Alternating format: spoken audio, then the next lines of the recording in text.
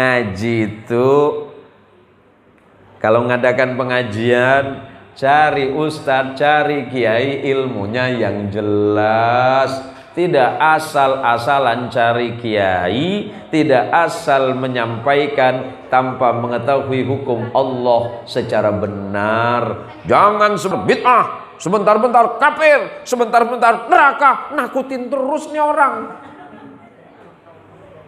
Kalau menyampaikan hukum Allah itu Muhammadur Rasulullah walladzina ma'ahu asyidda'u 'alal kuffari ruhama'u bainahum.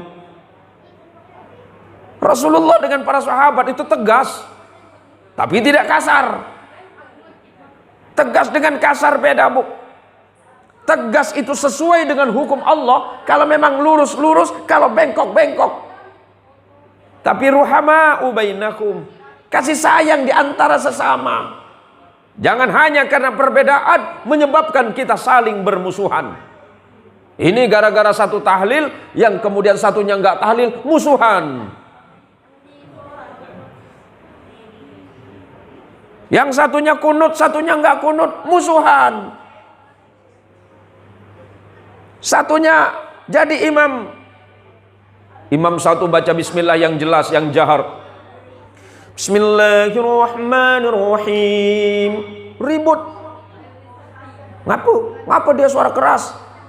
Padahal kalau di Makkah itu suaranya enggak ada yang jelas, bismillah disir semua. Kalau di Makkah dan Madinah itu waktu baca bismillah memang kecil. Bismillahirrahmanirrahim. Yang bahaya itu kalau dia tidak baca bismillah baik secara jahar, secara jelas ataupun secara sir ataupun secara rahasia. Karena bismillahirrahmanirrahim di dalam Fatihah termasuk ayat. Fatihah itu 7 ayat yang disebut as-sab'ul mathani, 7 ayat yang diulang-ulang. Kenapa? Karena setiap sholat kita mesti baca Fatihah. Kalau tidak baca bismillah berarti tinggal 6 ayat. Biar jelas. Cuma ada yang jelas yang disebut dengan jahar. Bismillahirrahmanirrahim. Jahar. Ada yang cukup dengan Bismillahirrahmanirrahim. Tidak usah ribut. Hukumnya ada. Maka belajar hukum yang benar. Jangan main seruduk, main nyala-nyalain orang saja kerjaannya. Kenapa malam ini perlu saya sampaikan?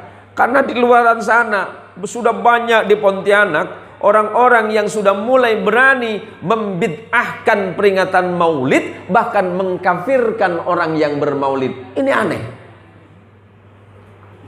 Ngaji itu mbok yang bener lah, biar jelas.